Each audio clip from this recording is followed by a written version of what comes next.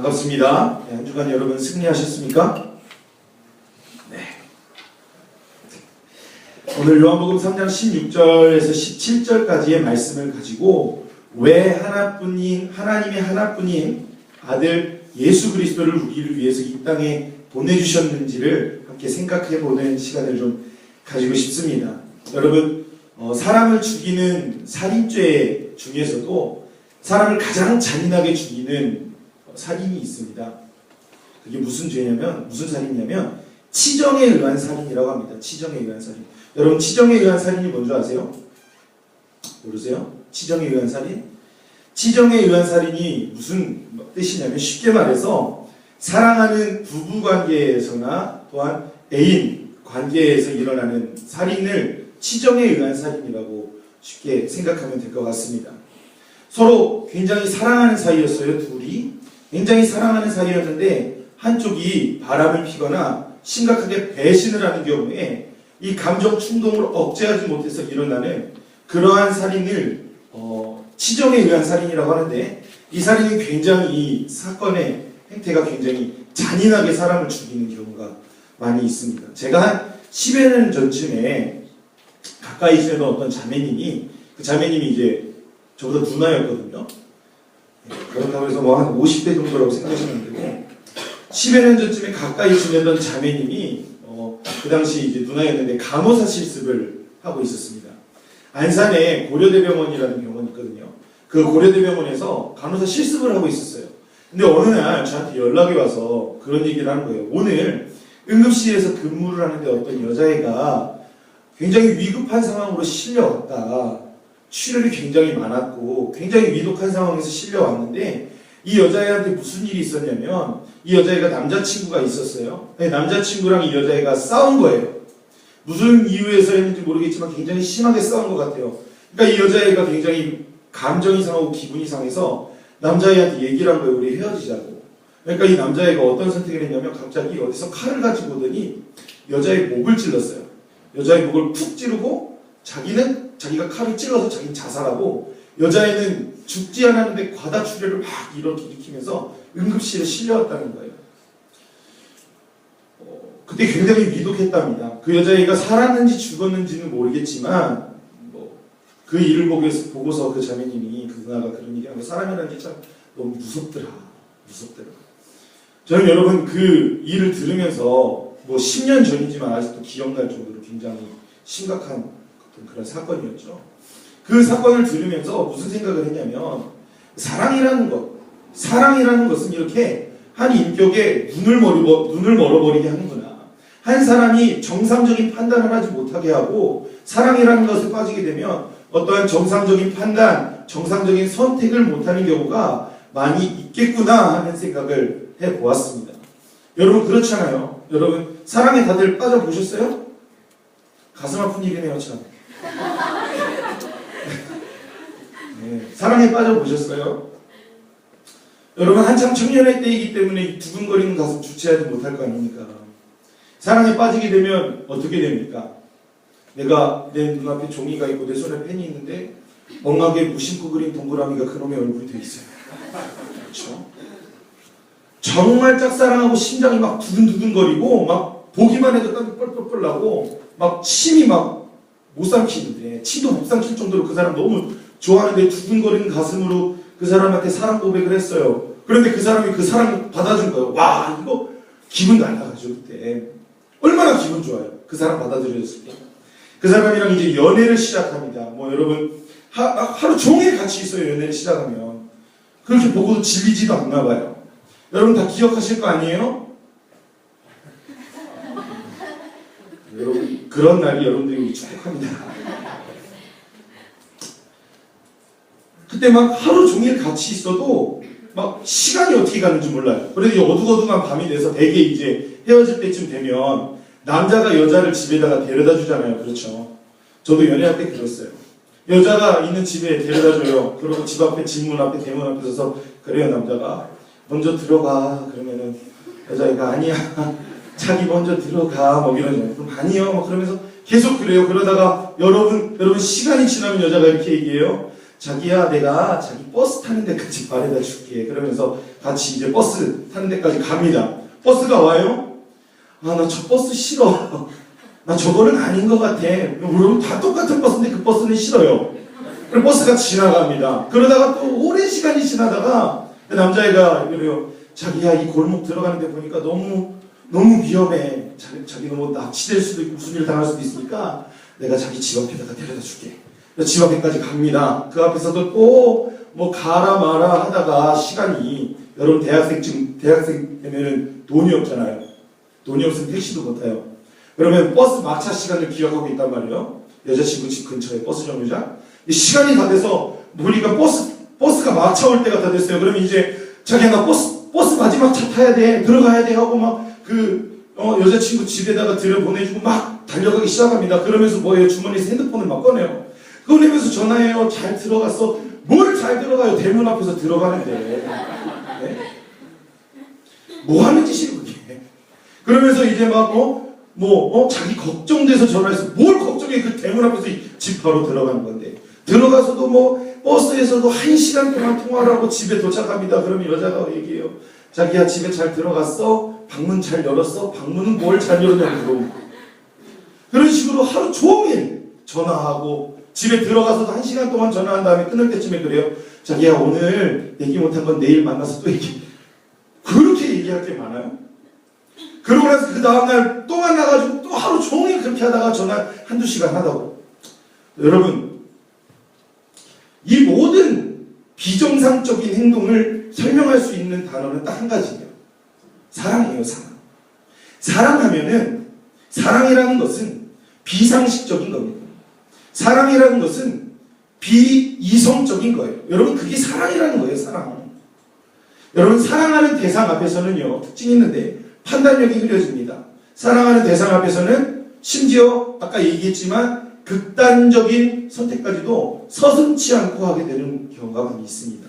옛날에 제가 어떤 한 기사를 읽었는데 케냐에 아주 잘 나가는 럭비 선수가 있었어요. 이 럭비 선수가 있었는데 이 사람의 딸이 10대 청소년이었습니다. 그런데 이 여자애가 길거리를 지나가다가, 꽤 오래전에 있었던 일이거든요. 길거리를 지나가다가 한 4-5명 정도 되는 어떠한 그 남자들에게 집단 성폭행을 당했어요. 그러니까 아버지가 이거를 알고, 진짜 잘 나가는 럭비 선수였거든요. 그 얘기를 듣고 어떻게 했냐면 손도끼를 들고 나가서 4명을 다 찍어 죽였습니다. 사랑하는 대상 앞에서 여러분 어떠한 서슴치 않는 극단적인 선택을 하는 경우들도 많이 있다는 거예요. 여러분, 사랑이라는 건 그렇습니다. 누군가를 바라볼 때 판단력이 흐려지게 되고, 사랑 앞에서는 비이성적이게 되고, 사랑 앞에서는 비상식적이게 변하는 게 사랑이라는 거예요. 사랑이라는 거. 여러분, 오늘 지금 우리가 예배드리고 있는, 우리가 예배하고 있는 하나님이 여러분 어떤 분인 줄 아세요? 지금 우리가 높여드리고 있는 우리 하나님, 여호와 하나님은 어떤 분인 줄 여러분 아세요? 하나님 그분은요, 여러분 절대적으로 정상적인 분입니다. 잘 들으세요. 하나님은 절대적으로 정상적인 분이세요. 하나님은요, 절대로 충동적이시거나, 하나님은 판단력이 흐리시거나 변덕스러우신 분이 아니에요. 하나님은 지극히 정상적인 분입니다. 그분의 성품은 신실하십니다. 그분의 성품은 침착하세요. 무엇을 보면 알 수 있어요? 첫 번째로, 하나님이 어떤 분이신지 기록한 성경책을 보면 하나님의 성품이 어떠한지 확인할 수 있습니다. 그리고 두 번째, 하나님의 성품을 확인할 수 있는 방법은 뭐냐면, 하나님이 지으신 온 천지 만물을 보면 하나님은 과연 어떤 성품을 가지셨는지, 하나님은 어떠한 성격을 가지고 계신지, 하나님의 인격은 어떠하신지 우리가 알 수 있다는 거예요. 천지 만물을 보면 알 수 있어요. 우주를 보면 알 수 있다는 거예요. 그분이 얼마나 신실하신지, 하나님이 얼마나 신중하신지, 하나님이 얼마나 침착하신지 알 수 있습니다. 여러분, 우주 만물을 한번 생각해 보세요. 하나님이 창세기 1장 1절에 말했던 것처럼 태초에 하나님이 말씀으로 천지를 창조하신 이래로 온 우주 만물이 만들어졌죠. 그런데 하나님이 그 천지 만물을 창조하신 이래로 그 창조물들이 그 법칙대로, 하나님이 정하신 법칙대로 진짜 우리가 생각할 수도 없을 정도의 수없이 많은 세월을 지금까지 보내어왔고, 지금 또한 그렇게 흘러가고 있습니다. 여러분, 바닷물을 한번 생각해 보세요. 하나님이 바닷물의 경계를 정하셨단 말이에요. 하나님이. 바닷물의 경계를 하나님이 정하셨더니 지금도 어때요? 월미도 가면 알 수 있어요. 하나님이 정하신 그 바다의 경계를 넘어서지 않고 다 거기에서만 파도를 치고 있다 이 말이에요. 시편 104편 9절에 이렇게 시편 기자는 말하고 있습니다. 주께서 물의 경계를 정하여 넘기지 못하게 하시며 다시 돌아와 땅을 덮지 못하게 하셨나이다 라고 말을 합니다. 하나님이 여러분 진짜 처음에 명령하신 대로 진짜 신기한 거예요. 여러분 한번 생각해 보세요. 태평양이라는 그 어마어마한 바다가 여러분 뭐 여기서 그럼 해일은 뭐냐 이런 거 물어보지 마시고요. 여러분 일반적으로 하나님이 정하신 그 파도라는 그 선 이상으로 넘어서지 않는단 말이에요. 하나님이 정하신 대로 바다가 그 경계를 넘지 않고 오늘도 그 자리에서만 움직이고 있습니다. 여러분 같이 한번 또 생각해 볼까요? 하나님이 정해놓으신 우주의 법칙이 만약에 변동이 된다고 한번 생각해 보세요. 오늘 이제부터 10분 후에 하나님이 정하신 우주의 법칙이 변동이 돼요. 하나님이 지금 계시다가 굉장히 심심하세요. 심심하셔가지고 오늘 좀 심심한데 지구 이렇게 움직이는 거 한번 잡아놔 볼까? 하는 순간 지구가 태양 주위로 공전을 하고 있는데 하나님이 지구를 못 가게 5분간만 잡아놨다. 여러분 그럼 우리 다 죽는 겁니다. 오늘 심심한데 지구랑 토성이랑 부수치기 한번 해볼까? 그럼 우리 이제 다 죽는 거예요. 여러분 지구의 공전이 5분간만 멈춘다면 지구가 이렇게 스스로 돌아가는 이 자전이 5분간만 멈춘다면 여러분 지구는 아마 재앙이 시작될 겁니다. 또 태양을 중심으로 우리 지구라는 행성이 이렇게 돌아가고 있잖아요. 그렇죠? 그런데 이 공전의 궤도에서 만약에 우리 지구가 조금이라도 벗어난다면 여러분 이 자리에 있는 모든 사람들 한 사람도 살아남을 수 있는 사람이 없다라는 거예요. 만약에 계절이 갑자기 바뀌어버리면요. 온 지구 열방의 기온이 갑자기 10도씩 상승해 본다고 한번 생각해 보세요. 여러분 모든 생명체는 다 죽을 거예요. 이해되세요? 이해되시냐고요? 하나님의 성품이 만약에 신중하시지 않고 하나님이 신실하시지 않고 하나님의 성품이 막 들쭉날쭉해서 변덕스러우시다면 여러분 우리가 이 땅에서 살아남아 있는 것이 당연하지 않을 수 있다 이 말입니다. 하나님의 성품은 여러분 신중하세요. 하나님은 신실하세요. 침착하세요. 그렇기 때문에 지금 온 세계 열방이 지금 아무렇지도 않게 이렇게 우리가 살아가고 있는 것입니다. 하나님은 지금 정상적이시고 하나님은 자신이 정하신 법칙대로 하나님이 스스로 역사하시는 좋은 분이십니다. 아멘. 그러면 여러분 이와 반대로 하나님 앞에 서 있는 우리는 어떤 존재들일까?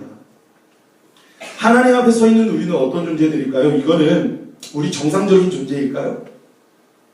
우리도 하나님처럼 신실할까요? 우리도 하나님처럼 침착할까요? 우리가 정한 뜻을 우리도 한번 정하면 변개치 않을까요?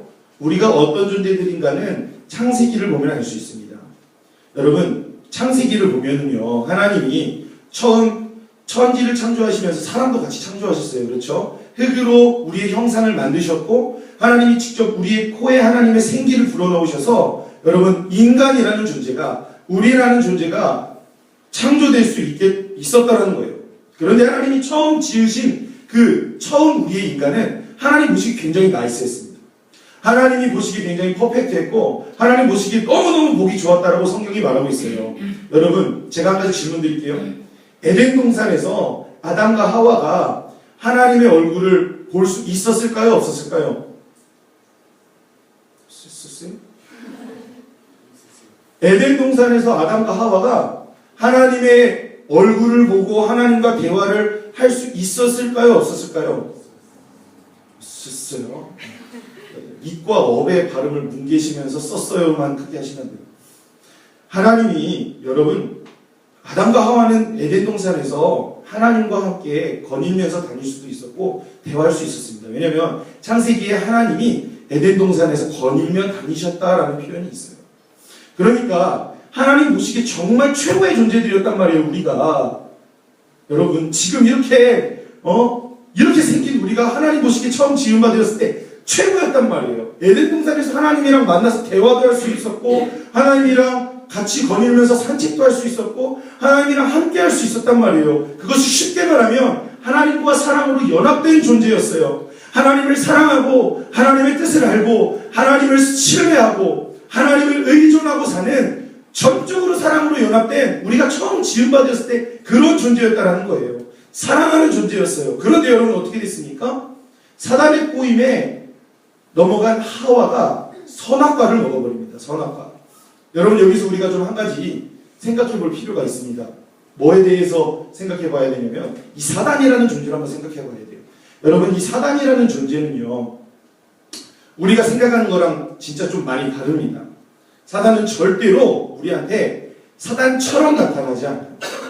사단은 절대로 우리에게 사단처럼 나타나지 않는다는 거예요. 자 여러분 만약에 오늘 우리가 예배 끝난 다음에 여러분 오늘 숲모임은 자 사단 그리기 대회, 천사 그리기 대회를 하겠습니다. 각 숲에서 여러분 천사 그려보시고 최고로 사단 한번 제대로 잘 표현해보세요. 제대로 잘 표현한 수에겐 여러분 숲 회식권을 여러분들에게 드리겠습니다 하면서 오늘 하겠다는 얘기는 아니고 만약에 한다면 여러분 자 먼저 천사 그리기에 대해 한번 생각해보세요. 여러분 천사 무슨 색깔로 칠하실 거예요? 네, 하얀색 아니면 금색 자 그런 색깔로 칠하실 거랑 다 똑같아요. 여러분 바지 여러분 입힐 거예요? 치마 입힐 거예요? 치마 입힐 거란 말이에요. 날개 어떻게 그릴 거예요? 날개 뭐 다 이렇게 뭐 그 이상하게 이렇게 생긴 걸로 다 그릴 거 아닙니까? 그쵸? 자 머리 긴 머리 할 거예요? 단발 할 거예요? 긴 머리 할 것 같은데 그렇다는 거예요. 우리가 생각하는 천사의 개념, 천사의 그림 다 비슷합니다. 자 반대로 사단 그리기 대회 자 무슨 색으로 기본색 칠하실 거예요? 빨간색, 검은색 다 똑같아요. 자 그러면 옷 입힐 거예요? 안 입힐 거예요? 입히긴 입혀줘. 삼각반스 하나. 빨간색 말하면 삼각반스 하나 입힐 거 아니에요. 그렇죠? 그것도 더러운 걸로. 거기다 꼬리 하나 그리고 눈도 역삼각형에 빨간색으로 칠하고 이빨도 뻐드렁이 이렇게 쭉 나와서 삼지창 들고 하고 있는 거. 보통 사단 그렇게 그릴 거란 말이에요, 여러분. 여러분 그 그림 사단 한번 보여줘 보세요. 사단도 깜짝 놀랄걸요? 어머 내가 이렇게 생겼어. 내가 요즘 너무 바빠가지고 사우나를 못 갔더니 그럴 거란 말이에요. 여러분 한번 생각해 보십시오. 아담과 하와가 에덴 동산에 있는데 사단이 진짜 그 빤스 하나 더러운 빤스 하나 딱 입고 와가지고 막 꼬리도 이렇게 되고 이빨도 안 닦아서 입냄새 나고 눈도 막 충혈되어서 막 하면서 야 선악과 먹어 하면은 하와가 뭐라고 그랬어? 야 더러워 야너 빤스 좀 갈아입고 와 뭐 이럴 거 아닙니까 여러분? 누가 넘어가요 그 말에? 절대로 안 넘어가요. 사단이 그러고 온다면. 여러분 사단은 절대로 사단처럼 나타나지 않습니다. 우리가 생각하는 머리에 뿔 나고 삼지창 들고 꼬리 나오고 뻐드렁이 이렇게 튀어나와서 우리를 유혹하거나 우리를 어떻게 꼬이지 않는단 말이에요. 여러분 사단이 하와를 속일 때 여러분 기억하세요. 무슨 말들 서로 대화가 오갔는데 80%가 하나님이 하셨던 말씀을 바탕으로 대화를 했어요. 그러니까 이 말이 무엇이냐면 가장 그럴싸하게 다가온다는 거예요. 누구도 의심하지 못하게 다가와요. 은밀하게 다가와서 어떻게 해요? 처음부터 하나님을 부인하게 만드는 게 아니라는 거예요. 만약에 보자마자 여러분 사단이 아담과 하와가 어제까지 하나님이랑 동산을 거닐고 다니고 대화를 하고 다녔는데 뱀이 와가지고 야 하나님 어디 있어? 지금 어디 시대? 지금 어느 시대인데 하나님이 야 정신 차려 시대에 뒤떨어진 그런 생각하지 마. 하나님이라는 거 인간이 만들어낸 통하고 이야기야. 야 정신 차려 그랬으면 여러분 하와가 어떻게 했을까요? 여보 아담 와서 식사하세요. 뱀 잡아놨어요. 아니 무슨 웬 뱀이야? 아니 갑자기 와서 뱀이 얘기하길래 잡아놨어요. 이럴 거란 말이에요. 그러니까 무슨 얘기냐면 사단을 우리가 착각하면 안 되는 게 사단이 진짜 우리가 알 수 있도록 다가오지 않는다는 거예요. 선악과 한번 생각해 보십시다. 처음 선악과를 하와가 뱀의 꼬임에 넘어갈 때 여러분 이 둘의 대화를 잘 보셔야 돼요. 이 둘의 대화에서 죄라는 것의 출발이 무엇인지 그리고 죄라는 것이 무엇인지를 우리가 알 수 있는 거예요. 뱀이 가만히 다가와서 얘기해요. 하와에게 말합니다. 야 하와야 니네 정말 좋겠다. 하나님이 진짜 이 에덴 동산 너네한테 다 주셨어? 응. 야 진짜 좋겠다. 그러면 야 네가 말하는 것이 다 법이지. 네가 저 동물들에게 이름 지어주면 그게 이름이 되는 거지. 응. 야 진짜 너무너무 좋겠다. 정말 이 에덴 동산의 모든 것을 하나님이 너한테 주신 거야? 응. 야, 그럼 이거 다 먹어도 돼? 응. 야, 참, 하와야, 저 바나나 맛이 어때? 맛이 어때, 저거? 맛있어? 저 자몽은 어때? 저, 뭐, 애플망고는 어때? 맛있어? 맛있어? 오렌지는 어때? 맛이 시큼해? 새콤해? 무슨 맛이야? 그러면은 하와가 다 그 맛에 대해서 대답을 해줬겠죠? 사단이 또 얘기해요. 참, 야, 하와야, 나 진짜 궁금한 게 있었는데, 저 동산 중앙에 있는 저 나무 있잖냐? 저 선악을 알게 하는 나무? 야, 저 나무 열매는 어때? 야, 저 나무 열매의 맛은 어때? 맛이 달아? 새콤해? 사과 같아? 오렌지 같아? 또 저 동산 중앙에 있는 나무, 저 나무의 열매 무슨 맛이야? 하와가 대답해요. 야, 사단아, 네가 잘 모르나 본데 하나님이 에덴 동산을 있는 모든 것을 내 마음대로 할 수 있다고 허락을 해주셨는데 딱 한 가지. 야, 저기 있는 저 선악을 알게 하는 나무의 열매는 하나님이 먹지 말라 그랬어. 아, 야, 됐어. 안 달라 그래. 야, 맛만 좀 알려달라고, 맛만. 내가 언제 다 하려고 그러는 거야? 맛이 무슨 맛이냐고. 어때? 좀 맛이 오렌지 같아? 달콤해? 자몽 같아? 어때? 그러니까, 야, 아니라니까. 하나님이 저거 먹지 말라 그랬어. 야, 아이, 됐어. 안 달라 그래. 누가 저거 달라 그랬어? 나도 알아. 다른 건 다 과일인데 저게 진짜라는 거. 진짜? 야, 그 모르는 척 하지 마. 야, 다른 건 다 과일이야. 바나나, 사과 다 과일이지. 그런데 야, 저게 진짜잖아. 저게 선악을 알게 하는 저게 진짜잖아. 저 선악과가 저거 먹으면 하나님처럼 되잖아. 저거 먹으면 하나님처럼 돼? 모르는 척 하지 마. 야, 저거 다른 거 다 먹어도 저거 먹으면 하나님처럼 된다고. 하나님. 야, 그거 하나님 말 안 했어? 진짜인데? 하나님 아시는데? 하나님 저거 말씀 안 하셨어 너한테? 저거 먹으면 하나님처럼 된다고? 이상하다. 하나님도 다 아시는데? 왜 하나님 말씀하지 않으셨지? 진짜인데 저게. 여러분, 이게 창세기에 나타난 하와와 뱀의 대화예요. 보세요. 사단이 정말 하와에게 노린 건 무엇일까요? 야, 하나님이 저거 먹으면 하나님처럼 된다는 거 말씀 안 하셨어? 뭐예요? 부인이에요? 야, 하나님 없어. 부인하게 하는 거예요? 아니에요. 뭐냐면 의심이에요. 의심. 사단이 정말로 노린 게 무엇이냐면 의심이라는 거예요. 아담과 하와로 하여금 하나님을 의심하도록 하는 거예요. 여러분 보세요. 하나님은 정말 신실하세요. 하나님은 한번 약속을 정하신 건 절대로 변개치 않으시고 하나님은 그대로 이행하시는 신실하신 분이란 말이에요. 그런데 반대로 우리 인간은 어때요? 사단의 꼬임에 쉽게 하나님을 의심하는 거예요. 여러분, 지금 우리에게 공격하는 사단의 전략도 마찬가지라는 거예요. 우리로 하여금 하나님을 쉽게 의심하도록 하는 거예요. 하나님의 선하신 성품, 하나님의 완전하신 성품, 하나님의 완전하신 계획을 의심하도록 하는 것이 바로 죄의 출발이라는 거예요. 여러분 혹시 이러지 않으세요? 야, 그분이 진짜 선하시다면, 하나님이 진짜 선하시고 완전하시다면 내 삶에 도대체 왜 이런 일이 일어나는 거야? 왜 우리 집은 20년째 이렇게 가난해? 왜 우리 아빠는 사업이 망했어야 됐어? 왜 우리 엄마는 여전히 아파? 왜 나는 직장 취업이 안 돼? 하나님 선하시다면서 나 기도도 열심히 했는데 나는 왜 좋은 학벌을 가질 수 없어? 나는 왜 성적 안 올라? 하나님 선하시다면서. 여러분 혹시 우리의 마음에 하나님의 선한 성품에 대한 의심을 가지고 있습니까? 또요, 그분의 계획을 의심하는 거예요. 그분의 계획. 하나님은 계획이 없어. 그분은 변덕스러워. 하나님은 변덕이 들쭉날쭉하는 그러한 분이야. 계획하는 거 맨날 바꿔 자기 마음대로. 하나님의 놀랍고 선하신 계획을 의심하는 거예요. 여러분 오늘도 하나님을 의심하고 있으세요? 혹시? 하나님의 선하신 성품에 대해서 여러분 의심하고 계세요? 여러분 하나님의 놀라운 여러분들의 삶을 향해 가지고 계시는 하나님의 놀랍고 원대한 계획에 대해서 여러분 의심하고 계세요? 하나님의 존재는 부인 안 해요. 하나님 계시는 거 오케이 인정해. 하나님 계신 거 인정하지만 하나님 의심하는 거예요. 부정은 안 해요. 의심해요. 여러분, 그런데 이 의심이 하나님을 대적하는 길로 들어서는 출발이라는 말이에요. 여러분, 제 친구가 하나 있습니다. 이 친구의 가정의 형편이 굉장히 좋지 않아요. 경제적으로 굉장히 어려웠단 말이에요. 그런데 이 친구가 전도사 사역까지 했던 친구예요. 그리고 그 친구를 굉장히 많이 배들이 따르기도 했었습니다.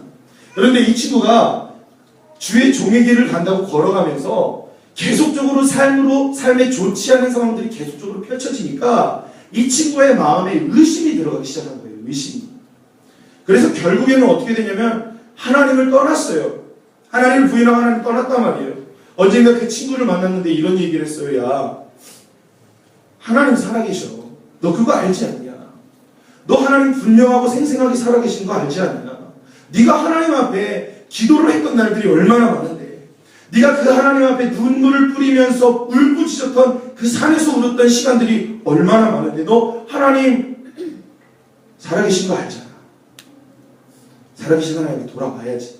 그랬더니 이 친구가 이렇게 대답해요. 그 이후로 무슨 대답을 할 수 없더라고요. 야, 하나님이라는 분이 계시면 야, 그러면 안 되는 거야. 하나님이 선하시다면 내 삶에 이런 일이 있으면 안 되는 거야. 하나님이 떠났어요. 여러분, 의심이라는 게 이렇게 무서운 거예요. 의심이라는 거. 부부 사이에 여러분 의심이 하나 들어왔다고 생각해 보세요. 모든 것은 다 완벽해요. 경제적으로도 좋아요. 모든 것 다 좋은데 거기에 의심 하나 딱 들어와요. 그러면 예를 들어 와이프한테 의심 하나 들어왔어요. 그럼 남편이 하는 모든 행동이 다 의심스러운 거예요. 아니, 왜 이렇게 살이 쪘지? 밖에서 뭐 먹고 다니는 거야? 왜 이렇게 늦게 들어와? 뭐 하다가 이렇게 늦게 들어오는 거지? 옷은 왜 구겨져 있어? 의심스러워. 물은 왜 지금 먹어? 걸음걸이는 왜 그래? 구두 뒷굽이 왜 달아있지? 여러분, 행동 하나하나가 다 의심스러워요. 여러분, 그러면 그 순간 결혼 생활이 끝나버리는 겁니다. 여러분, 의심이라는 게 이렇게 무서운 거예요. 여러분, 지금 혹시 하나님의 선하신 성품에 대해서 의심하고 계세요? 하나님에 대해서 의심하세요? 여러분, 우리 인간이라는 존재가 그렇습니다. 여러분, 우리 인간이라는 존재가 그래요. 우리 인간이라는 존재가 그토록 가볍고 불완전하고 나쁘다고요, 여러분. 그런데 반대로 하나님은 신실하시고 완전하시고 정직하세요. 우리는 온통 변심투성이에요, 여러분. 여러분, 의심하시지 마십시오. 두 번째로 선악과를 통해서 볼 수 있는 죄가 무엇인지 한번 생각해 보겠습니다. 여러분, 이게 진짜 중요해요. 이게 진짜 죄라는 거예요. 여러분, 죄가 장성해서 사망을 낳습니다. 죄의 문제가 해결되지 않기 때문에 우리가 죽음으로 들어가는 거예요, 여러분. 죄가 무엇인지 여러분 분명히 아셔야 돼요. 죄라는 것을 이야기할 때 이것을 말합니다. 내가 누군가를 때리고 살인을 하고 뭔가 폭행을 하고 뭐를 빼앗는 이러한 죄들을 말하는 게 아니라 여러분, 이 창세기에 나타난 아담과 하와로부터 시작된 이 죄가 무엇인지를 알아야 한단 말이에요. 여러분, 아담과 하와가 처음 인간의 죄를 범한 사람이었죠. 그런데 아담과 하와가 뭐 살인을 했어요? 뭐를 했어요? 뭐 돈을 훔쳤어요? 누굴 미워했나요? 아니에요. 아담과 하와가 지었던 죄 때문에 하나님과의 관계가 우리가 단절이 되었단 말이에요. 그럼 죄가 무엇인지 죄의 본질을 이 아담과 하와의 이 사건을 통해서 우리가 생각해 볼 수 있다는 거죠. 여러분, 뱀이 하와에게 선악과에 대해서 설명할 때 뭐라고 해요? 여러분, 무슨 말에 하와가 그 마음이 움직인 거예요? 창세기 3장 5절에 아까도 얘기했지만 뱀이 하와에게 선악과를 이렇게 설명해요. 야, 너희가 그것을 먹는 날에는 네 눈이 밝아져서 너희가 하나님처럼 되는 거야. 창세기 3장 5절에 뱀이 하와에게 선악과를 소개할 때 이렇게 얘기해요. 야, 너네 그거 먹으면 하나님같이 돼. 야, 너 그거 먹으면 하나님같이 되는 거야. 여러분, 이 사단의 속삭임 앞에서 너 하나님처럼 될 수 있다는 이 어마어마한 정보와 제안 앞에서 하와가 어떤 선택합니까? 하나님처럼 되고 싶은 선택을 해버리는 거예요. 여러분, 생각해보세요. 그 정보 받았어요. 그거 먹으면 하나님처럼 돼요. 그런데 여러분, 그것이 진짜든 아니든 여러분, 하나님처럼 된다는 이 사실 앞에서 하와는 이거를 먹었어야 됐어요? 말았어야 됐어요? 여러분 이거 먹으면 하나님처럼 된다는 거예요. 그러면 여러분 이거 먹어야 돼요, 말아야 돼요? 먹지 말아야 돼요. 먹으면 안 되는 거예요. 여러분 하와가 멍청해서 그런 거예요? 아니요. 하와는 그 당시에 여러분 지음받은 하와는 지금 우리가 생각하는 것보다 더욱 뛰어난 지능과 더욱 뛰어난 지식을 가지고 있었던 존재들이라고 여러분 성경학자들은 말을 합니다. 왜냐하면 아담과 하와가 지은 동물들의 이름을 가만히 분석해 보니까 이 동물들의 행동과 패턴에 가장 정확하게 맞는 단어들로 동물들의 이름을 정했다고 해요. 머리가 멍청해서 먹은 게 아니에요. 아담과 하와가 뛰어난 지식과 지혜를 가지고 있었어요. 그런데 이거 먹으면 하나님처럼 돼. 이 사단의 제안 앞에서 하와가 먹으면 됐어요, 안 됐어요? 먹으면 안 됐단 말이에요. 그러니까 하와가 진짜 선악과 먹은 이유가 뭐예요? 내가 하나님처럼 되고 싶은 거예요. 내가 하나님처럼 되고 싶은 거예요. 다른 말로 말하면 하나님 없이 자신의 인생의 주인이 스스로가 되고 싶은 거예요. 에이, 하와 어떻게 그럴 수가 있어? 아니 건방지게 어떻게 감히 자기가 하나님처럼 되려고 그래? 어떻게 그런 생각할 수 있는 거야? 여러분 그런 생각하세요? 여러분 우리의 인생의 주인이 현재 여러분들의 삶의 주인이 하나님이 아니시라면 여러분들이 지금 이 자리에 예배의 자리에 앉아있는 이때 말고요. 여러분들의 주중의 삶 속에서 여러분들의 직장에서 가정에서 학교에서 하나님의 자리가 여러분들의 삶 속에 없다면 여러분 우리도 하와와 같이 감히 그런 생각을 하고 있는 나쁜 사람들이라는 거예요. 여러분 하나님의 자리가 없다면 여러분들의 삶의 자리에서 하나님의 자리가 없다면 여러분 우리가 스스로 하나님의 자리에 들어 앉아 있는 거라 이 말이에요.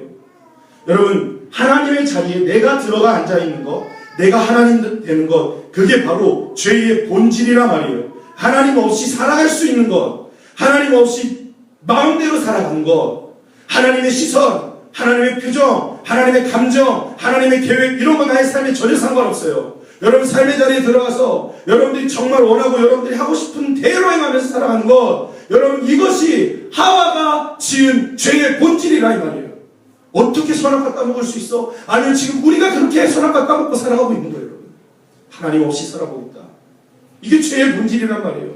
로마서 1장 28절에 사도 바울은 이러한 우리의 인간의 마음을 이렇게 말하고 있습니다. 그들이 마음에 하나님 두기를 싫어하며 하나님이 각기 상실한 마음 가운데 내버려 두셨다라고 말합니다. 죄의 본질이 뭐냐면 우리의 마음에 우리의 삶에 하나님 두기를 싫어하는 거예요. 왜? 하고 싶은 거 못하니까. 가고 싶은 거 못 가고 보고 싶은 거 못 보니까. 먹고 싶은 거는 주여 네? 먹고 싶은 것도 못 먹고 하나님 마음에 두기 싫어하는 것, 하나님을 내 삶의 주인에 두기 싫어하는 것, 이것이 죄의 본질이라 이 말이에요. 이것 때문에 하나님과 우리 사이가 단절이 된 거예요. 여러분 한 주간 삶을 한번 돌아보세요. 여러분들의 삶의 자리에 하나님 계셨어요? 하나님 생각하고 작은 일에도 하나님 그분 의식하고 사셨냐는 거예요. 아니면 여러분 마음대로, 여러분 멋대로 여러분 그렇게 살아가셨습니까? 여러분 착각하시면 안 돼요. 우리가 하나님을 거절한 거예요. 여러분 출발이 우리가 하나님을 거절한 거예요. 착각하시면 안 돼요. 하나님 왜 심판하세요? 하나님 왜 나 모른다 하세요? 하나님 나 왜 거절하세요? 하나님 예수 안 믿으면 왜 지옥 보내세요? 왜 하나님 나 모른다 하세요? 아니요. 하나님 우리가 거절한 거예요. 여러분 평소의 삶에서 여러분 하나님 거절하고 사시잖아요. 여러분 우리 평소의 삶에서 하나님을 마음에 두기 싫어하고 지금 살아가고 있잖아요. 그런데 필요한 때만 하나님 찾으면서 하나님 왜 나 거절하세요? 왜 응답 안 하세요? 이렇게 말할 자격이 우리가 있냐 이 말이에요.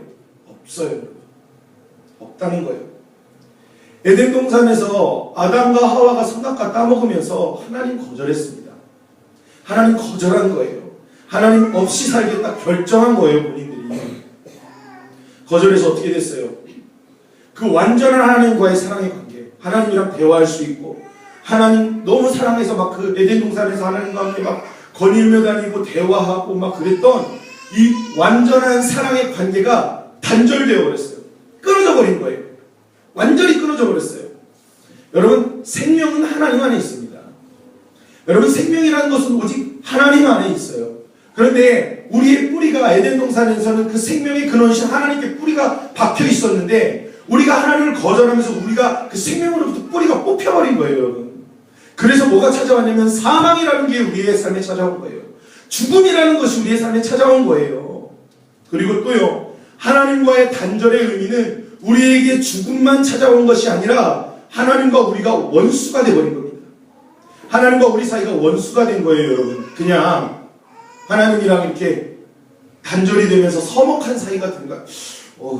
좀 어색한데? 뭐 이런 느낌이 아니라 하나님이랑 막 주먹을 쥐고 대적하고 있는 관계인 거예요, 우리가. 원수예요. 이것을 에베소서 2장에 사도 바울이 잘 설명해 주고 있습니다. 여러분, 나중에 시간이 되면 보세요. 에베소서 2장까지 말하려면 너무 오래 걸리니까. 하나님이랑 원수가 됐습니다. 그래서 하나님을 대적하고 하나님께 도전하고 계속적으로 인간의 문명이 뭐예요? 우리가 하나님같이 되어보겠다라는 바벨탑의 문화가 계속적으로 우리에게 지금 지속되어 온 거예요. 지금 세대만 봐도 알 수 있죠. 인간 계속적으로 하나님 대적합니다. 하나님 어디 있어?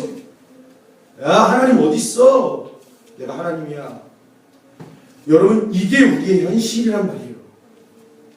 여러분, 이게 인간에게 닥쳐와 있는 머리 위에 떨어질 하나님의 진노의 불이 우리 머리 위에 떨어져도 아무 할 말이 없는 하나님과 대적하고 있는 상태라 이 말이에요. 그런데 여러분, 진짜 기가 막힌 게 뭐냐면, 여러분, 이거 진짜 말도 안 되는 게 뭐냐면, 이런 우리를 하나님 사랑하시는 거예요, 여러분.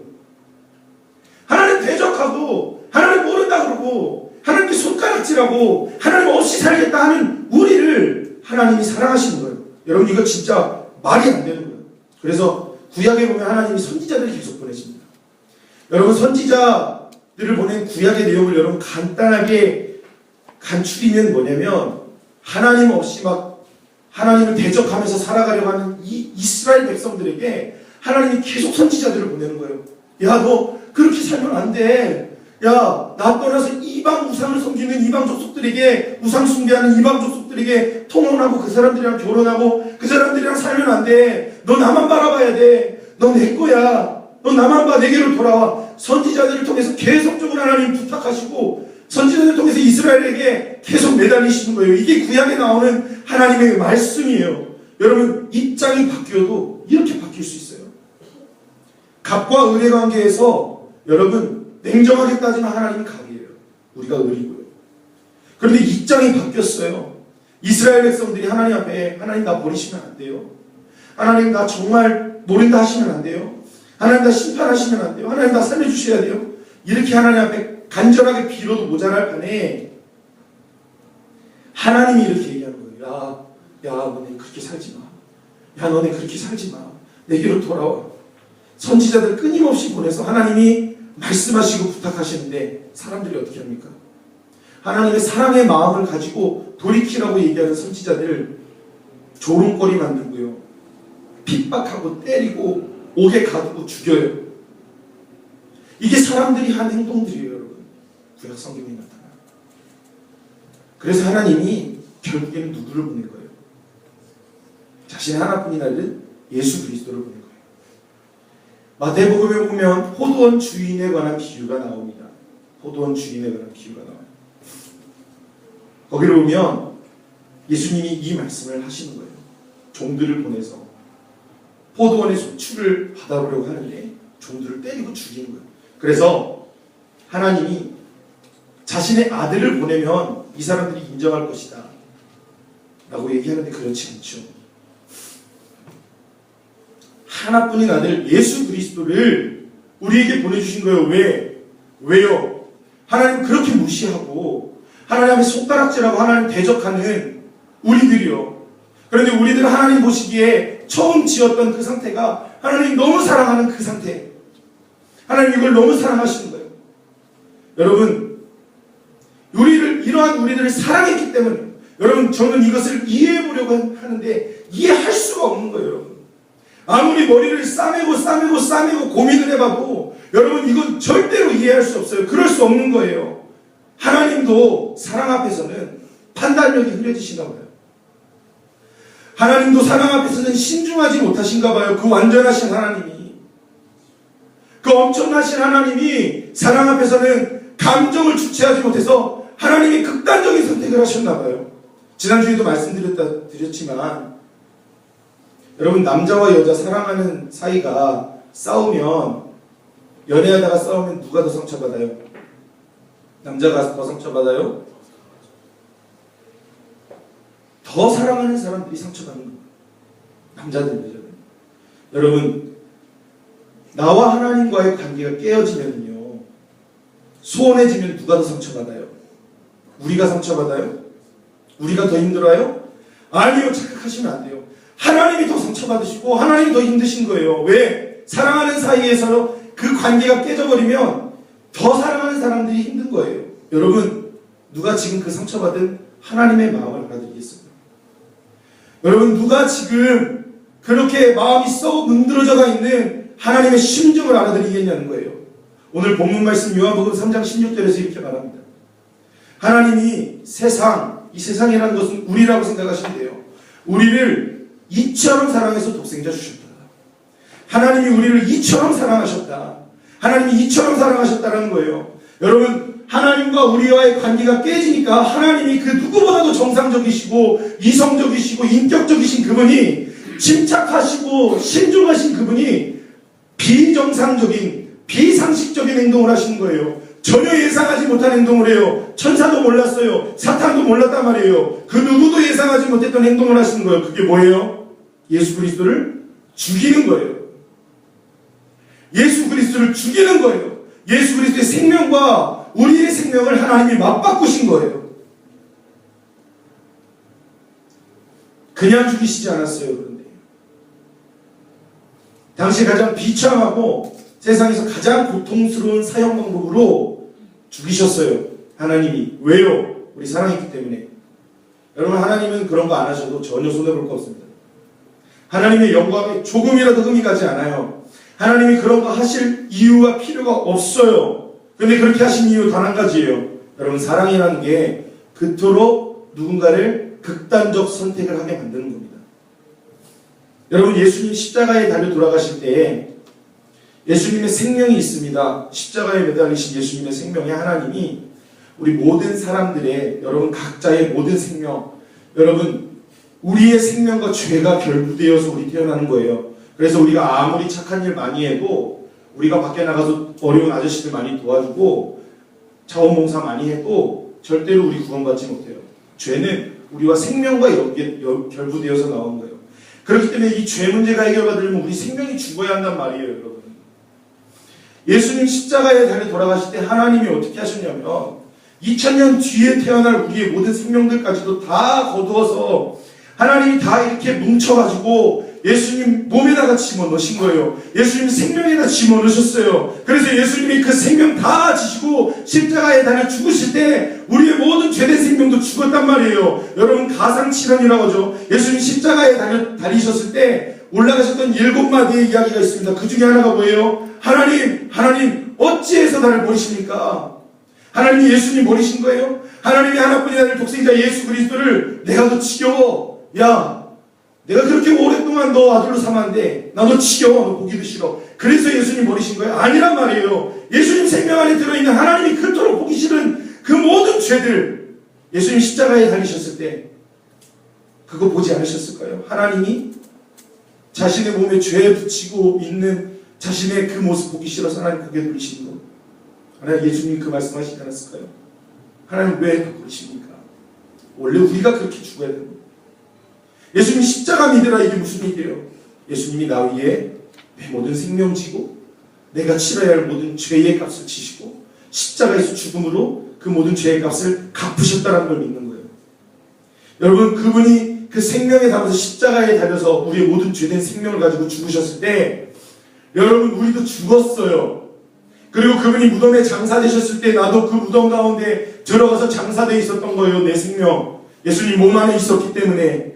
예수님이 성령으로 말미암아 하나님의 거룩한 능력으로 새로운 생명을 입고 다시 부활하셨을 때, 새 생명으로 부활하셨을 때 그 부활 생명 안에도 내 생명이 있어서 내가 그 예수 그리스도의 십자가의 사건, 예수님이 십자가에서 이루신 하나님이 그렇게 행하여 주신 그 놀라운 역사, 그 생명 안에 내 생명이 있었다는 것을 믿고 나는 예수 그리스도의 생명 안에서 죽었다는 사실을 내가 인정할 때, 내가 그것을 믿을 때, 그래서 예수 그리스도가 나의 생명의 주인이라는 사실을 내가 인정하고 내가 그렇게 살아갈 때 하나님이 그렇게 해주시는 거예요.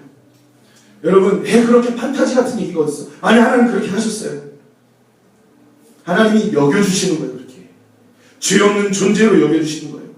하나님이 우리를 양자로 받아주시는 거예요. 하나님이 그토록 속이 없으신 거예요. 여러분, 하나님 자존심이 없으신가 봐요. 하나님 우리에게 인심을 베풀어야 할 하등 이유가 없습니다. 그냥 나가다가 하나님이 여러분들의 생명을 거두어 가셔도 우린 여러분 단 한마디도 할 수 없어요. 여러분 죄송합니다. 너무 계속 이러한 얘기만 해서 죄송하지만 여러분, 이것이 기독교에서 말하는 복음이에요. 우리 교회에서 말하는 복음이란 말이에요. 하나님이 자존심 없으세요. 그래서 자기 아들 나무에 비참하게 매달아 죽이신 거예요. 여러분, 하나님 자존심 없으셔서 자기 아들의 몸에 채찍질하게 하신 거예요. 하나님 배알 없으셔서 자기 아들 얼굴에 침 뱉음 당하게 하나님 허락하신 거예요. 왜 그랬어요? 왜 그랬어요? 하나님이 저와 여러분 너무 사랑하기 때문에, 하나님 보시기에 여러분도 소중하기 때문에 그런 거예요. 여러분 혹시 나 왜 살아야 되는지 모르겠다. 나 사랑받지 못하는 것 같아. 누구도 나한테 관심이 없어. 나 이 세상에서 참 소중한 사람이 아닌 것 같아. 여러분 이런 생각하고 계세요? 아니요. 여러분, 하나님에게 여러분은 그 누구보다도 소중하십니다. 그러니까 여러분 살 이유가 있어요. 여러분 살아갈 가치 있다 이 말입니다. 여러분 십자가 사랑의 증거예요. 여러분 십자가는 고난의 상징을 넘어서 십자가는 완전한 사랑의 증거라 이 말이에요. 여러분 우리를 완전하게 사랑하신다는 하나님의 피눈물이 담긴 절절한 고백이에요. 여러분 그렇기 때문에 십자가를 거절하지 마세요. 십자가를 두려워하지 마세요. 십자가를 거부하지 마세요. 여러분 십자가는 사랑입니다. 예수님이 우리에게 말씀하셨죠. 누구든지 나를 따라오려면 자기를 부인하고 자기 십자가를 지고 쫓을 것이다. 그럴 때 사람들 착각 많이 해요. 예수님 따르려면 그래, 지긋지긋한 내 남편 내가 등에 지고 가는 거지. 우리 자식, 이놈의 자식들 내가 그런 거 아니란 말이에요. 누구든지 나를 따라오려거든 내 자신을 부인하고 내 십자가 지고 따라오라는 거. 십자가 뭐예요? 우리를 향해 베풀으신 하나님의 사랑의 표현이에요. 그 하나님의 사랑의 성품을 신뢰하고 인정하면서 하나님이 우리에게 제시하시는, 우리에게 말씀하시는 생명의 길, 좁은 길, 그게 험할지라도 넉넉히 걸어가게 하시는 하나님의 사랑의 성품을 신뢰하면서 걸어가란 말이에요. 여러분 십자가 거부하지 마십시오. 정상적이신 하나님의 비정상적인 하나님의 결단, 사랑의 표현이 바로 십자가입니다. 사랑하는 방주청년 여러분 이 고난주간에 하나님이 왜 그 아들 예수 그리스도를 십자가에 죽이셨는지 여러분 가만히 곰곰이 묵상하시는 한 주가 되시길 바랍니다. 하나님이 사랑의 눈이 머셨기 때문에. 여러분 이제 십자가를 좀 바라보면서 하나님의 마음을 좀 알아들이자는 거예요. 하나님의 절절한 사랑을 우리가 좀 알아들이자는 거예요. 여러분 그 사랑의 십자가 앞에 서시는 고난주가 되시길 바랍니다. 말씀 마치겠습니다. 십자가 사랑의 완성입니다. 세상에서 가장 정상적이신 하나님이 그 사랑 때문에 그 누구도 예상하지 못했던 비정상적인 결단을 하기에 십자가예요. 여러분 그렇기 때문에 십자가에 하나님의 사랑이 담겨있기 때문에 여러분 우리도 어떻게 해야 돼요? 이 십자가 앞에 설 때 이 십자가를 사랑해야 돼요. 십자가를 사랑해야 돼요. 저는 갈보리산 위에라는 찬양을 참 좋아합니다. 갈보리산 위에 십자가 섰으니 주가 고난을 다 강한 표라. 험한 십자가를 내가 사랑하는 험한 십자가를 내가 사랑하. 주가 보혈을 흘리밀세. 여러분, 저는 이 후렴 부분을 고백할 때마다 두근거리는 가슴을 주체할 수 없습니다. 최후 승리를 얻기까지 주의 십자가 사랑하리. 빛난 면류관 받기까지 험한 십자가 붙들겠네. 여러분, 성도의 마땅한 의무이고 성도가 마땅히 걸어가야 할 길이고 성도가 마땅히 가져야 할 마음입니다. 최후 승리를 얻기까지 우리를 사랑하는 하나님의 적극적인 사랑의 표현인 십자가를 나도 사랑하는 것. 여러분, 그 십자가 사랑하는 여러분 되십시오. 여러분, 문제 있습니다. 지금 이 시간 우리에게 가장 심각한 문제는 뭐냐면 그 십자가의 사랑을 이제 당연하게 받아들입니다. 십자가의 사랑이 우리에게 당연한 게 됐어요. 십자가의 사랑이 우리에게 익숙한 게 되어버렸어요. 이 어마어마한 사랑인데 매번 듣다 보니 매주 여러분 하나님 등지고 살아가다 보니까 여러분이 우리가 우리의 평생의 삶을 들여도 갚을 수 없는 이 어마어마한 십자가의 사랑, 그 사랑에 우리가 익숙해진 게 문제라 이 말이에요. 하나님 앞에 이제 우리가 당당하게 요구하는 때가 되어버렸습니다. 하나님, 내 마음대로 살아가다 왔는데 십자가 사랑하신다면서요. 여러분, 그 십자가가 우리에게 당연하게 되지 말아야 됩니다. 십자가의 사랑이 우리에게 익숙해지지 말아야 됩니다. 여러분, 그 감격 어디 갔습니까? 처음 십자가 만났던 그 감격, 처음 십자가 만났던 그 두근거리는 감격 다 어디 갔습니까? 예전에는 하나님이 우리의 기도 제목 한 가지만 들어주셔도 그렇게 감사했는데, 근데 이제 기도 응답 안 해주면 이제는 하나님의 존재 여부를 따지고 들어요. 신실하시고 선하신 하나님의 성품을 의심하는 거예요. 왜 그런 반응 보여요? 십자가 사랑이 당연한 게 되는 거예요. 여러분, 그러시면 안 됩니다. 십자가의 감격과 십자가의 사랑 회복하셔야 됩니다. 저는 우리 담임 목사님께서 목요일날 간증하셨던 김대영 권사님을 잊을 수 없어요. 월요일날 목사님과 만나서 대화를 하면서 그 권사님의 간증을 제가 다시금 목사님께 상기시켜 드렸습니다. 저는 그분을 이전부터 제가 고등학교 때부터 알고 있었어요. 김대영 권사님이라는 분. 그분 박보영 목사님이 인정하시는 5명의 용사 중에 한 사람이었습니다. 이 땅에서 진짜 불같이 살아가다가 불같이 죽었어요. 지금 저 하나님의 영원한 하나님의 나라에서 고통도 없이 절망도 없이 아픔도 없이 하나님과 함께 영원한 희락에서 살고 있습니다. 불같이 하나님 만났어요. 그리고 불같이 살았습니다. 정말 불같이 살았어요. 눈 감으면 기도였고 눈 뜨면 전도였어요. 오직 사랑은 다 그거였어요. 그리고 가난한 사람들을 위해서 구제하는 거.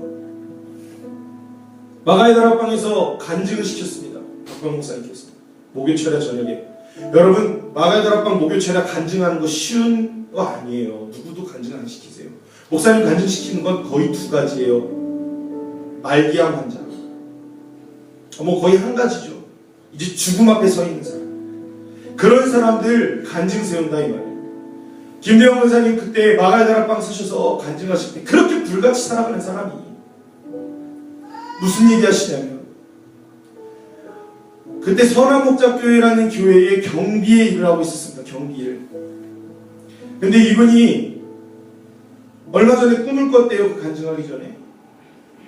무슨 꿈을 꿨냐면 선한목자교회 그 큰 교회에서 엄청난 집회를 하고 집회가 다 끝난 다음에 성전을 청소하고 혼자 그 넓은 성전을 다 청소를 하고 꿈에서 이제 다 정리하고 성전 문을 닫고 뒤를 딱 돌았는데 꿈속에서 하나님 나라의 자리에 자기가 들어갈 곳이 없더라는 거예요.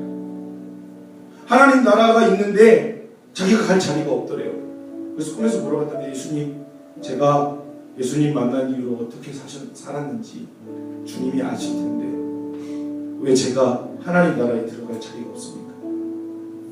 주님이 말씀하셨대요. 네가 하는 모든 헌신의 동기가 나를 사랑하는 것이 아니면, 나를 사랑하는 것이 네가 하는 모든 행동의 이유가 아니면, 나는 너의 어떠한 수고도 헌신도 기억하지 않는다. 그러고 나서 꿈이 깼답니다.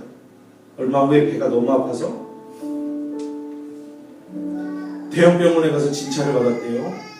의사 선생님이랑 면담을 하는데 선생님 얼굴이 어두웠습니다. 그래서 선생님 무슨 말씀을 하시든지 제가 다 받아들일 준비가 됐습니다. 말씀해 주세요.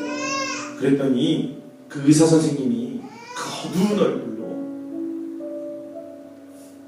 김대영 성도님한테 그러는 거예요. 선생님, 말기암입니다.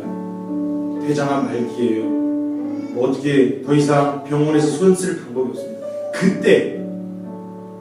그때 자신이 그렇게 예수님을 만나고 불같이 살아가면서, 여러분 그분 기도할 때 제가 봤었어요. 여러분 이분은 목이 아예 다 나가버렸어요. 기도를 워낙 소리 지르면서 해서. 그래서 이분은 기도를 할 때 제가 신앙도 믿음도 없던 그때에 그분 새벽에 기도하는 거 보면서 무슨 생각했냐면, 야, 저 사람 목숨 걸고 기도한다. 저분 목숨 걸고 기도한다. 어떻게 기도했냐면 소리가 안 나오니까 울부짖는데, 여러분 그 기도를 보지 않는 사람은 알 수 없어요. 저거 목숨 걸고 기도하는구나. 그렇게 하나님 만나고 불같이 살았었고, 하나님 앞에 얼마나 숱하게 하나님을 사랑한다고 고백했겠어요. 그런데 그때 처음이었답니다. 예수님 만난 이유. 여기에 영혼의 깊숙한 곳에서 선생님 대장암 말기입니다 라는 얘기 듣자마자 하나님 사랑합니다. 하나님 사랑합니다. 하나님 사랑합니다. 그러면서 그런 얘기 하는 거예요. 하나님 사랑에 익숙해지지 마세요. 하나님은 여러분 생명을 다해서 사랑해야 합니다. 여러분 십자가는 하나님의 절절한 사랑의 표현이에요. 우리도 그 십자가 그렇게 사랑해야 합니다. 여러분 사랑에 익숙해지지 마십시오. 십자가에 익숙해지지 마십시오. 십자가 사랑이 당연한 것이 되지 마십시오. 오늘도 그 십자가 생명을 다해서 사랑하는 우리가 되어야 됩니다. 말씀 마칩니다. 나는 지금 그 십자가를 어떠한 관점으로 바라보고 있는가?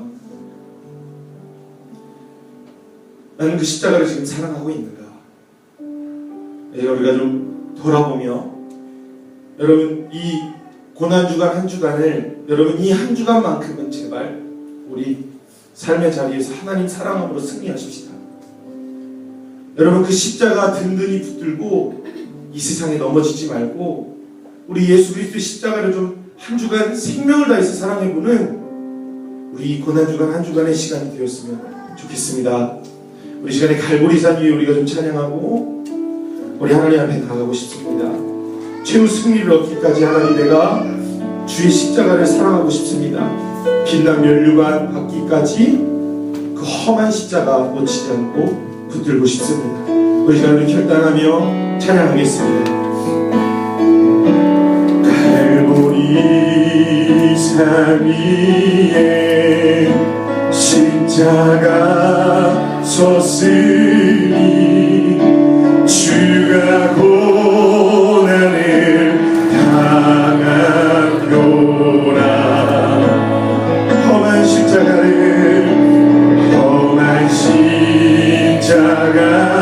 내가 사랑하는 주가 보혈을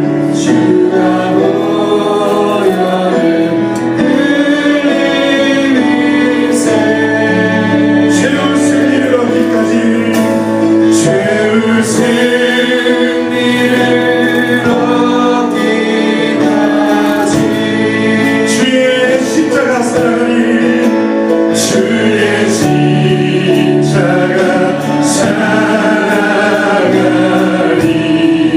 빛나는 멸류관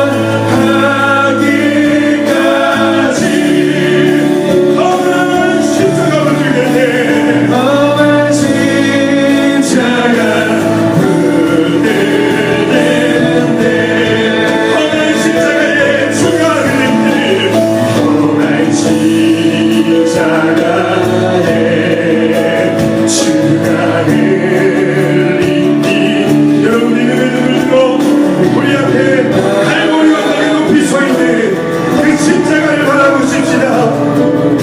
나를 용서하고 내 죄 사하시려 나를 용서하고 내 죄 사하시 주가 들리신 우연의 십자가를 향해 우리의 마음을 구속하십시다. 죄를 승리는 어디까지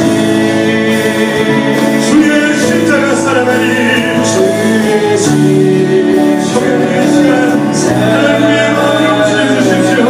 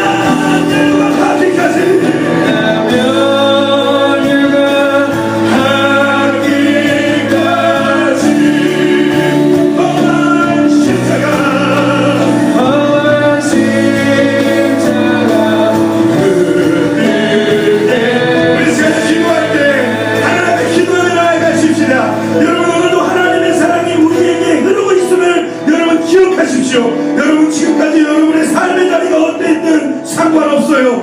입었음에도 은혜를 입었음에도 불구하고 또 넘어져 좌절하고 계셔도 괜찮습니다. 하나님 오늘도 여러분 우리를 비정상적인 사랑으로 살아가셔서 십자가 오늘 취소하지 않으셨습니다. 오늘 우리 앞에 갈보리 십자가가 서 있습니다. 그 십자가 붙들면 됩니다. 그리고 그것이 하나님의 뜻입니다. 오늘 이 예배를 통해서 그 사랑 붙들고 일어나십시오. 지금 주님의 은혜와 사랑이 우리 가운데 강물같이 흐르고 있습니다. 기도할 때 주님 나 십자가 붙들고 일어납니다. 부끄러운 나 면목 없지만 그 사랑 신뢰하고 일어나고 싶습니다. 하나님 나 오늘 살려주십시오. 십자가 붙들면서 사랑 붙들면서 우리 주님의 이름을 부르고 주님을 신뢰하며 동성으로 기도하며 나가겠습니다.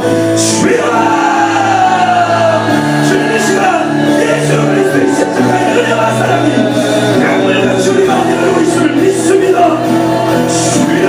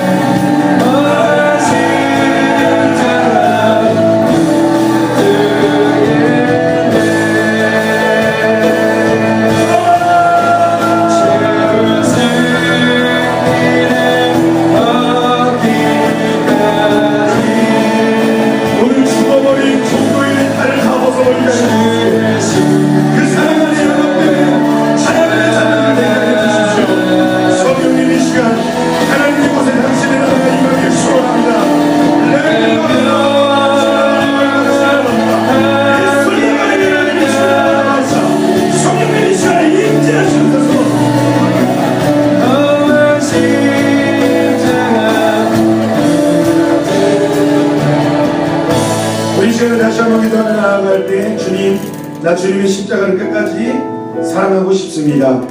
최후 승리를 얻기까지 주의 십자가 사랑하고 싶습니다.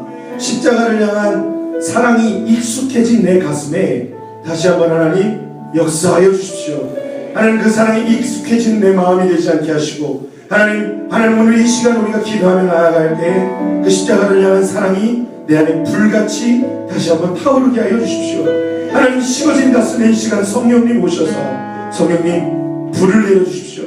이 시간 여러분 성령님께 여러분 요청하십시다. 성령님 우리를 도우십니다. 성령님 우리를 인도하십니다. 그 십자가를 향해서, 그 십자가의 사랑의 회복을 위해서 성령님 우리를 인도하시고 우리를 치유하시고 우리를 이끌어가십니다. 이 시간 합심하여 기도할 때 하나님, 내가 예수 그리스도의 십자가 최후 승리를 얻기까지 생명을 다해 사랑하게 하여 주시옵소서. 잃어버린 사랑이 다시 한번 회복되게 하여 주시옵소서. 이 시간에 주님의 이름으로 도전을 하겠습니다.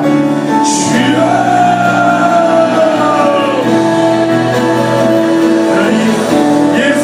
십자가 사랑을 내려주셔서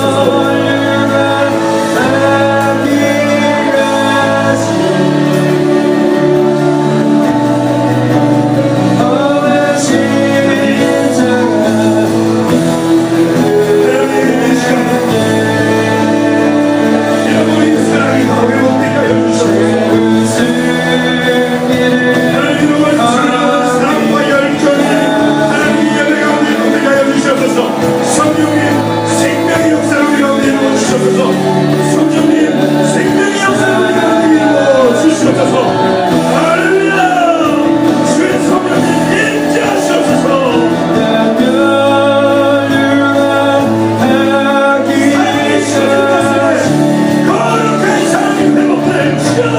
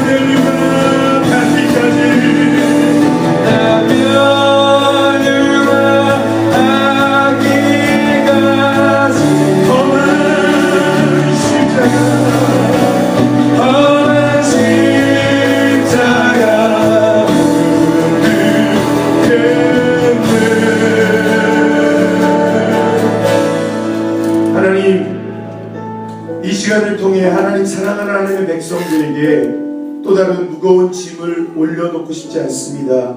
하나님, 이 시간 원하는 것, 하나님 진정한 자유와 진정한 회복을 찾아 하나님 우리가 가고 싶습니다. 하나님, 그 십자가 우리를 향해 허락하신 하나님의 가장 적극적이고 하나님의 가장 애절한 사랑의 표현임을 하나님 우리가 기억하게 하여 주십시오. 그래서 이 십자가가 하나님 우리에게 두려운 길이 아니라, 하나님 우리에게 감당할 수 없는 벅찬 길이 아니라, 하나님 우리가 무서워하는 길이 아니라, 하나님 우리가 피하는 길이 아니라, 하나님 우리에게 베풀어 주신 사랑 기억하며 십자가 바라보면서 그 사랑 붙들고 하나님 우리도 걸어가게 하여 주십시오. 십자가를 사랑을 우리가 취하게 하여 주십시오. 십자가 앞에 우리가 서게 하여 주십시오. 하나님 그 십자가를 향한 사랑이 하나님 어느덧 우리의 가슴에 하나님 많이 식어져 버렸습니다. 사랑이 익숙해져 버립니다. 하나님 당연한 것이 되어버렸습니다. 하나님 이 시간 우리의 마음을 고쳐주시고 그 십자가의 은혜와 감격이 하나님 오늘 이 예배에 다시 한번 회복되게 하여 주시옵소서. 십자가 붙들고 끝까지 최후 승리를 얻기까지 걸어가며 하나님 믿음의 젊은 다음 세대들을 되게 하여 주십시오. 십자가만 사랑하게 하여 주십시오. 세상 사랑하지 않고 세상 의지하지 않고 십자가 사랑하고 십자가만 의지하며 살아가는 하나님 우리가 되기를 간절히 소원합니다. 모든 영광 주님께 올려드립니다.